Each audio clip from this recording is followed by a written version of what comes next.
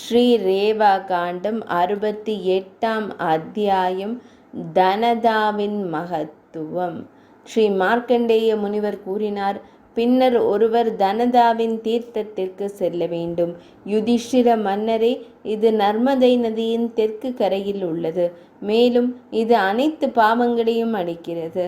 அனைத்து தீர்த்தங்களின் பலனும் அங்கு பெறப்படுகிறது என்பதில் எந்த ஐயமும் இல்லை.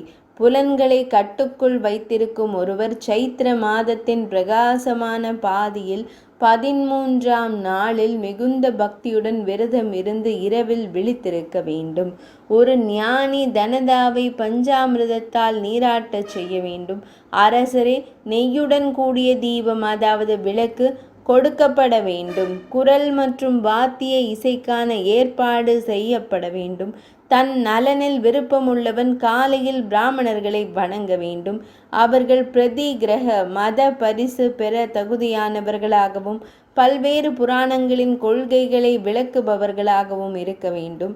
அவர்கள் ஸ்ரௌத்த மற்றும் ஸ்மார்த்த நூல்களில் விதிக்கப்பட்டுள்ள சடங்குகளை தவறாமல் செய்யும் நபர்களாக இருக்க வேண்டும். அவர்கள் மற்றவர்களின் மனைவியர்களிடம் அலட்சியமாக இருக்க வேண்டும். பசுக்கள், தங்கம், ஆடைகள், பாத அணிகள், உணவுப் பொருட்கள், குடைகள் மற்றும் படுக்கைகள் ஆகியவற்றை கொடுத்து அவர்களை வணங்க வேண்டும். இதனால் அனைத்து பாவங்களும் அழிக்கப்படும். 3 பிறவிகளில் பெற்ற பாவங்கள் தனதாவின் சக்தியால் அழிக்கப்படும். அது ஆணவம் உள்ளவர்களுக்கு சொர்க்க இன்பங்களையும் தாழ்மையானவர்களுக்கு இரட்சிப்பையும் தருகிறது.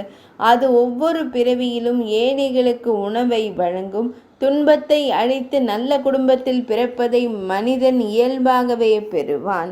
நர்மதை நதியின் நீரை நாடுவதன் மூலம் நோய்கள் அழிக்கப்படும்.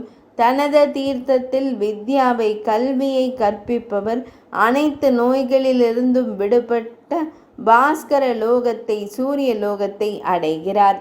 பாண்டுவின் மைந்தனே, ரேவாவின் தெற்கு கரையில் தங்கள் திறனுக்கு ஏற்ப ஒரு பெரிய சிலை ஊர்வலத்தை ஏற்பாடு செய்பவர்கள் அனைத்து துன்பங்களிலிருந்தும் விடுபட்டு சங்கர லோகத்திற்கு செல்கிறார்கள்.